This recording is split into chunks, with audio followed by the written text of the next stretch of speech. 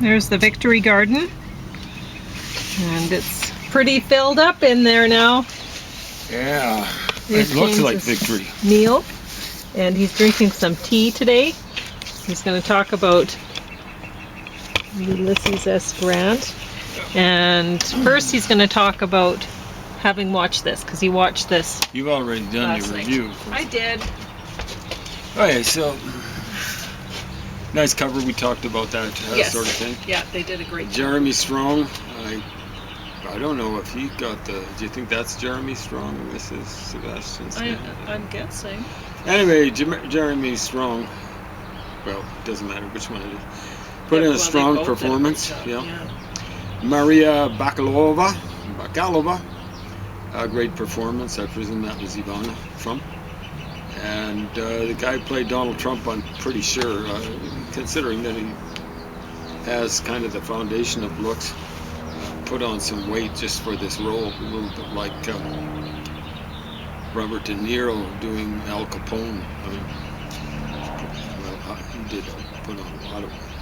At any rate, kind of a hilarious movie, you know, like I liked when Donald Trump was trying to impress Ivana and a couple of Ivana's girlfriends, and he turns away and he slips and stuff like that. Folks, that's the real Donald Trump. He's a Well, I real didn't actually like that part. Well, I suspect anybody it could actually slip happened. like that. Yeah, but whatever. It doesn't mean anybody could do that. And it kind of made him look like a loser or whatever. Well, he is a loser. Anybody could slip. And anyone could, but he'd be the kind of person that slips more than other people. He's just an idiot. I didn't like that part of the movie. Okay. Anyway, I enjoyed it. That's him. You know, like he's a doofus. And it's important to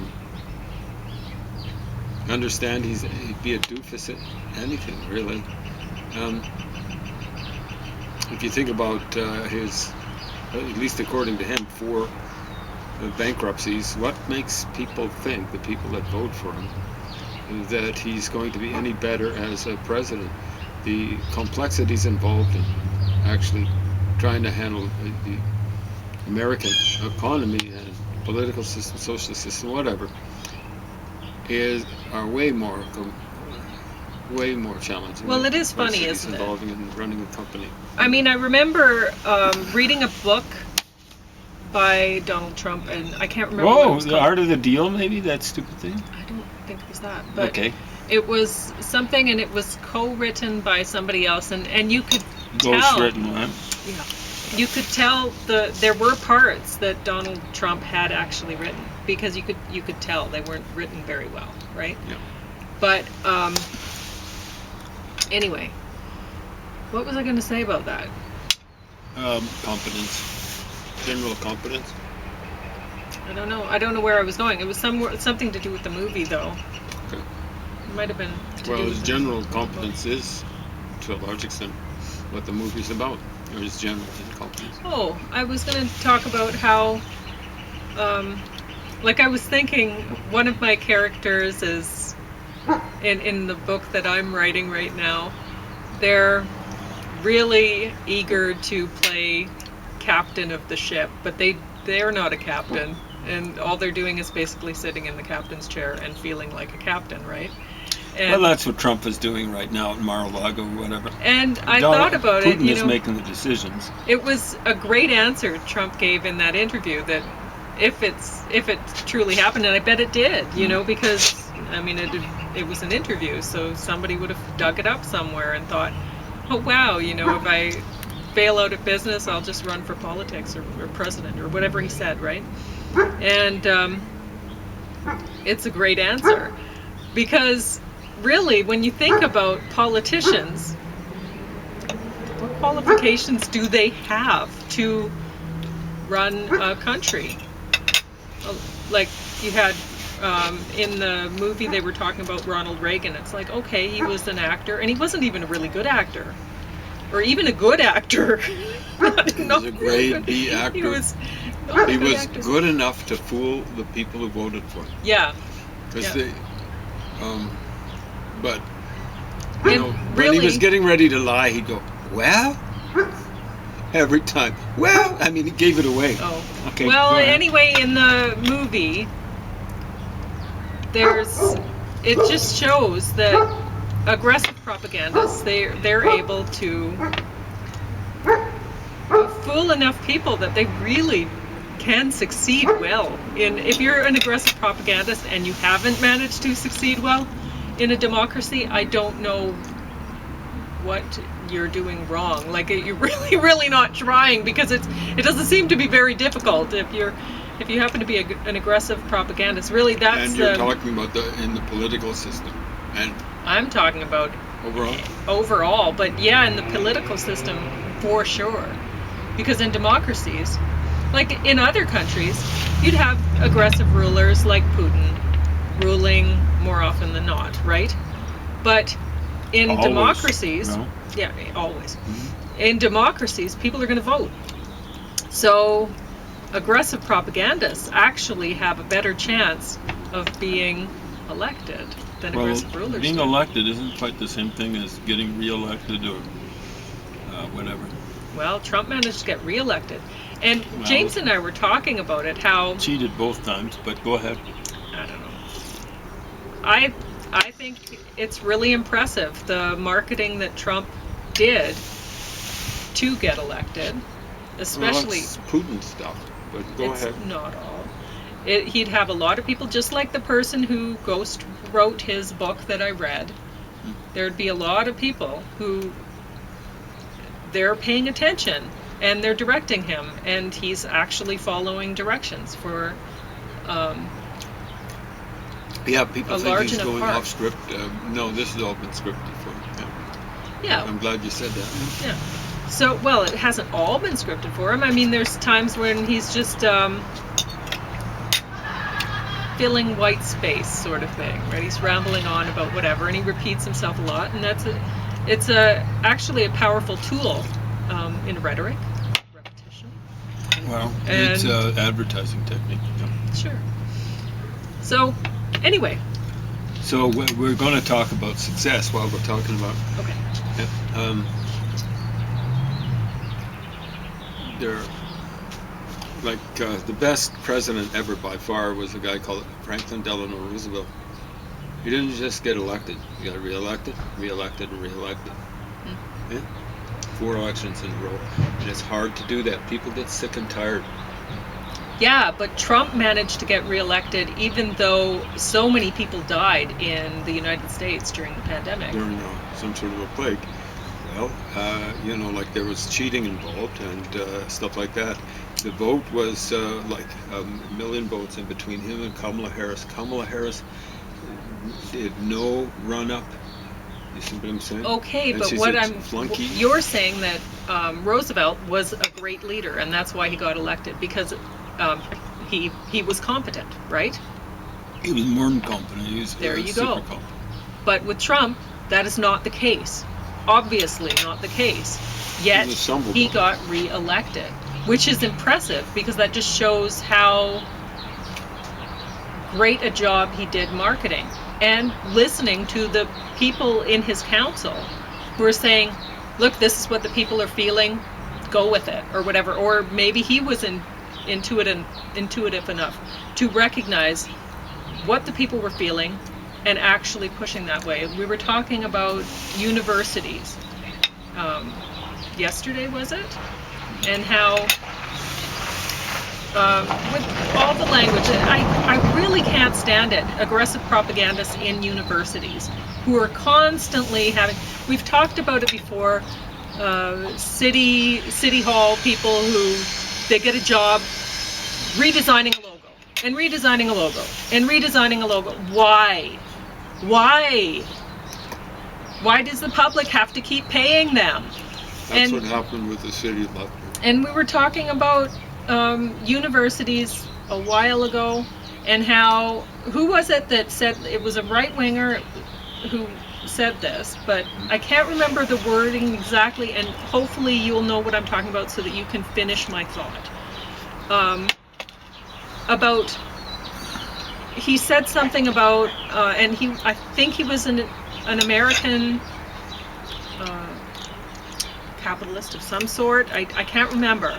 Anyway, he was talking about universities and how the public will fund universities, but really it's not good for the working poor because they're funding the universities, but their kids, they can't afford to go to universities because they're working poor. Their kids won't be able to afford to go to universities because they're working poor. So really, And it's because not they're getting taxed to pay for the university. exactly. So it's really not fair for the working poor to have to pay for universities because they can't use them. And really, like I've joked with other people, whenever I meet people and we talk about the working poor, I say, well, the game is to keep the poor working and poor. Somebody has to do the work, right? So, and that's the truth of it. It's the sad truth. You know, my parents didn't get to go to university. Their parents didn't get to go to university. And guess who paid for universities? Yeah. Your parents? Their parents? Exactly. And finally, my sister and I went to university, and my sister didn't end up finishing. She had ran into some problems and whatever, and her son he went and he didn't end up finishing, but he plans to go back, you know. So eventually you hope that your family will actually be able to benefit from this system, this tax, you know, eventually, years down the road. But anyway, who was the guy who said that? Oh, you can't remember. Oh, now you have to look it up for yourself, and it's going to be tough to find. Well, we'll look it up too. Anyway, but they're right. They're a right winger who said that. I remember that much.